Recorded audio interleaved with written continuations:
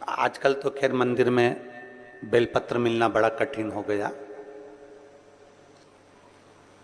आपके राजनांदगांव के मंदिर में मिलता है क्या बेलपत्र? मंदिर में चढ़ा हुआ मिल जाता है क्या? आजकल तो बहुत कठिन हो गया, लोग चढ़ाते हैं और उठा के ले जाते हैं, बहुत मुश्किल हो गया।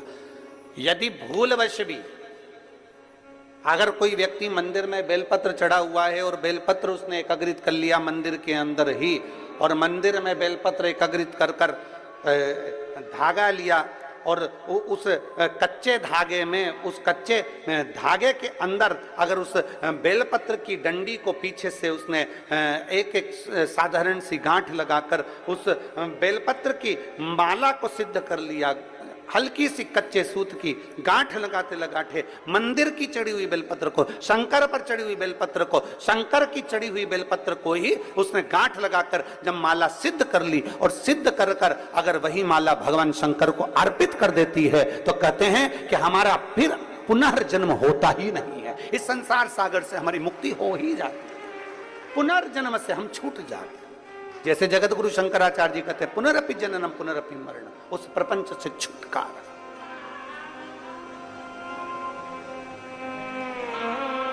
अब कई लोग ऐसे होते हैं कि वो पत्ती में छेद कर देते हैं, नहीं। शिव महापुराण की कथा कहती है चाहे बेलपत्र हो चाहे तुलसी पत्र हो, चाहे बेलपत्र हो चाहे तुलसी पत्र हो, इन दोनों पत्ती के अंदर सुई को नहीं पिरोना चाहिए। बेलपत्र के अंदर भी सुई को नहीं डाला जाता और तुलसी पत्र के अंदर भी सुई को नहीं डाला जाता, दोनों पत्र में। हाँ, कच्चे धागे से आप उसमें डंडी में गांठ लगाकर भगवान शंकर को माला धारण कर सकते हो, पर कौन सी बेलपत्र? फिर से बोलो जरा जम के, कौन सी बेलपत्र? जम के आवाज आना चाहिए। जो शंकर भगवान पर चढ़ी हुई है वही बेल धोया, माला सिद्ध करी और वही माला मेरे देव अधिदेव महादेव को समर्पित कर दी। वही भगवान शंकर की आराधना श्रृंगार बना रही है, शिव के मंदिर को सजा रही है, शंकर के शिवलिंग को सजा रही है, भगवान शंकर का श्रृंगार कर रही है, शिव का श्रृंगार। शिवलिंग पर, शंकर भगवान के शिवलिंग में 3 जगह ऐसी है जहां पर पुष्प या इत्र या बेलपत्र या सुगंधित पदार्थ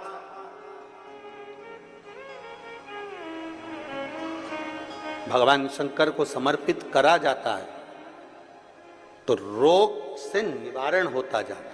3 स्थान समझेंगे। ये शिवलिंग, जलाधारी, अशोक सुंदरी का स्थान मध्य में, इधर गणेश का स्थान, इधर षडानंद कार्तिकेय का स्थान। 3 स्थान हैं जहां पर बन सके। अगर आपको लगता है कि मैं जांच कराने के लिए डॉक्टर के पास जा रही हूं और डॉक्टर ने बोला है कि कोई बड़ी बीमारी तुमको लगती है तो जांच कराने जाओ, डॉक्टर बोले जांच कराओ, जितनी रिपोर्ट होना आना चाहती है आए, पर उससे पहले अगर 3 जगह पर इत्र समर्पित कर दिया जाए, इत्र हो या सुगंधित कोई पुष्प हो, इत्र या सुगंधित पुष्प, 3 स्थान पर अगर इत्र समर्पित किया जाए तो वो स्थान और इत्र समर्पित कर कर आप जाओ फिर जांच कराओ, मना नहीं, पर वो 3 स्थान बताएगा। पहला स्थान अशोक सुंदरी और भगवान शंकर का जो शिवलिंग रखा है उसके बीच में जो अशोक सुंदरी और शंकर भगवान के शिवलिंग के बीच में एक जगह खाली पड़ी रहती है। अशोक सुंदरी का स्थान पूर्ण होगा, शिवलिंग होगा, उसके बीच में एक स्थान खाली होता है। उस स्थान पर अगर जिस समय पर भगवान शंकर के जिस अशोक सुंदरी और शिवलिंग के बीच में जो स्थान है वहां पर अगर इत्र लगाया जाए, दूसरे नंबर पर शिवलिंग के ऊपर से लेकर नीचे के मध्य भाग में, जहां मध्य भाग है ये शिवलिंग, ये नीचे का भाग और मध्य भाग में अगर इत्र लगाया जाए, और तीसरा भगवान शंकर का जो जल नीचे की ओर गिरता है, जहां जो पट्टी रहती है पानी नीचे आने की, उस पट्टी पर अगर इत्र लगाया जाए, ये 3 स्थान इत्र लगाने के होते हैं। अगर वहां लगाया जाए तो कैसा भी रोग हो आपकी जांच अच्छी ही आएगी, बेकार नहीं आ सकती। आप कितने ही करा लें उसको। एक शंकर भगवान के शिवलिंग का 3 जगह पर इत्र या 3 जगह पर सुगंधित पुष्प लगाया जाए,